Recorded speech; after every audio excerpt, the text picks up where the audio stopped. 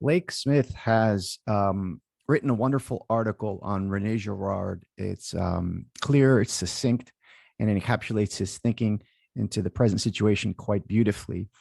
Blake Smith is a regular contributor to the Tablet magazine. This piece is from Unheard, and I found it very useful, and I think you guys will as well. So I'm going to read it for you guys here, and I would love to know what you think. And please remember that I have an extensive Rene Girard playlist where I've read from several of his books, done some analyses, and also done some live streams. So please check that out. But we're going to get into this right now. And I want to know what you guys think. The title of the article is entitled Rene Girard, The Apocalypse is Now. And I'm going to go ahead and share my screen, and we're going to go ahead and read it together. All right. Here we go. So Blake Smith, Rene Girard's Apocalypse is Now. The apocalypse, declared Rene Girard, has already begun. The most influential philosopher in the world today was on a messianic mission before his death 7 years ago. Since then, his work has found acclaim far beyond the academy. Business gurus, political pundits, and Twitter personalities invoke his social theory, and particularly his account of the mimetic origins of desire, to explain an ever-widening array of phenomena. But if his ideas are increasingly popular, their roots are usually ignored. Girard meant his ideas to serve a religious purpose.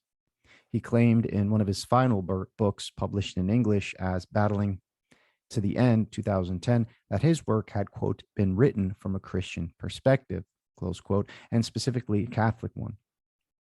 He was not, however, a cultural conservative trying to offer a defense of traditional Christian morality. While his theory of desire is inseparable from his belief in Christianity as the true faith, it is also tied to a radical perspective, one in which the end times foretold in the New Testament are upon us.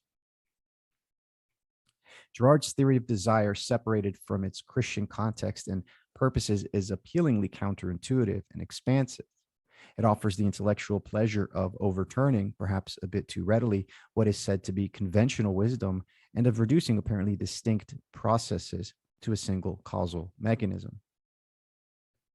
According to Girard, we commonly misunderstand individuals as pursuing predetermined aims common to all human beings, like sex or status. These desires, we assume, are satisfied by what we manage to attain. In fact, Girard argues our desires arise not so much from such natural drives as from a universal tendency to envy and emulate other people, which orients us to seek out whatever our rivals, that is, everyone else, are seeking. We want what we want because other people want it. Girard saw imitation not only as a fundamental social process, but also as a source of violence that, if unchecked, might unravel society. This is in some ways an ancient insight. The poet Hesiod, at the dawn of Greek literature, observed that strife can lead us to imitate and surpass the achievements of our neighbors in socially beneficial cycles of competition, or it can lead to envious rage and violence.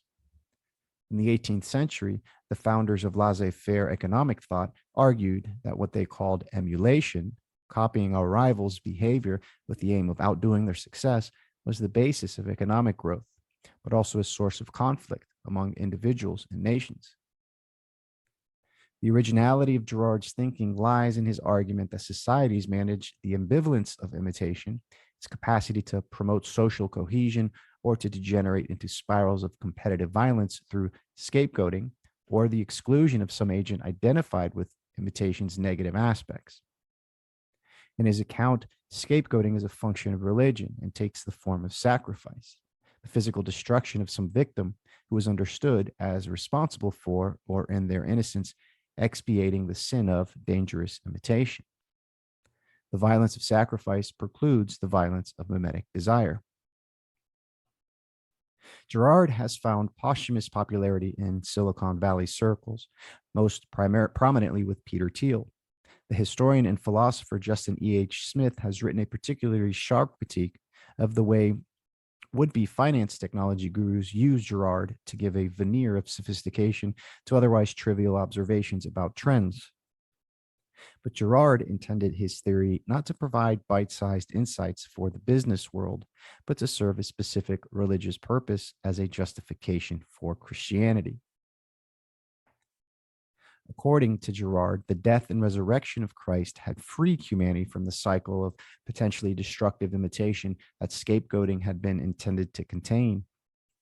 The message of the gospel was that a perfect man, without any violence in him, had offered himself as the final sacrifice and as a model for all future imitation. In his death, Christ abolished the need for further scapegoats. In his life, he provided an example for followers, an example that, unlike all previous objects of imitation, could produce no envy or aggression, but only love and peace. For Girard, Christianity is the end of religion. In the traditional sense, religion had always meant the system of rules and procedures for containing the violence of mimetic competition and maintaining social order through rituals of sacrifice.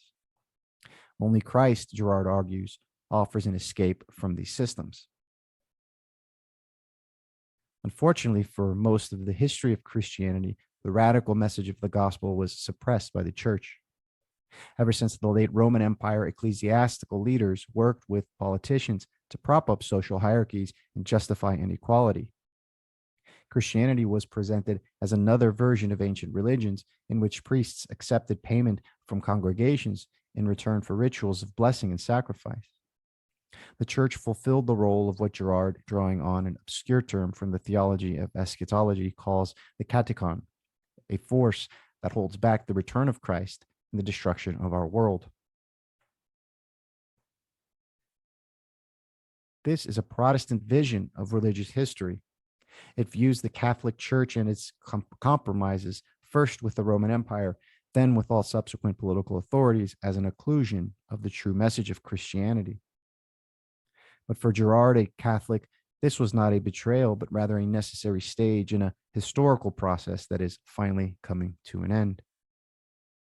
In Girard's vision of history, the secularization of the West, the decline of the political role of religion and of religious belief, means, in an apparent paradox, that the gospel can, for the first time, become clear.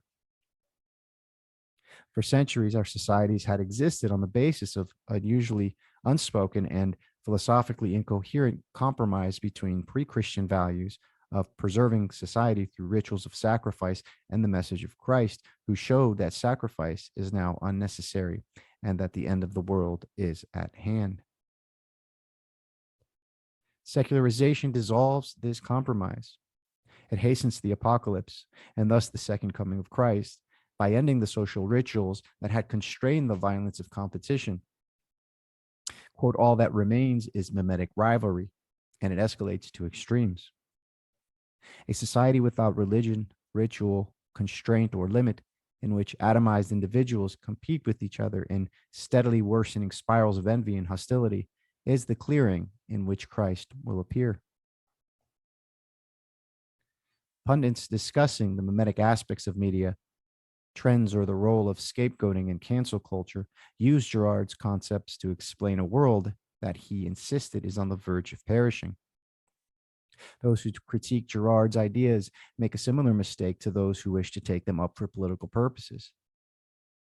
Justin E.H. Smit, for example, condemns the, quote, the Girardian version of Catholicism as a clerical institution ideally suited to a newly emerged techno-feudal order, feudalist order, close quote, promoted by Thiel.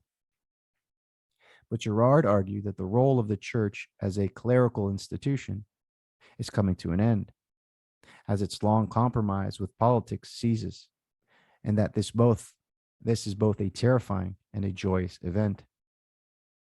His apocalypticism may be disturbing or indeed mad, but it is not compatible with conservatism or even with politics as such. Girard is not merely a source of stimulating or useful ideas for Silicon Valley. He is a messianic man of faith for whom the decline of religion and of the West makes straight the way of the Lord. That is the end of this article. Let me know what you guys think. Remember to check out my playlist, and I'll go ahead and link this article in the show notes as well. So I hope everybody is doing well, and I will see you guys on the next video. God bless.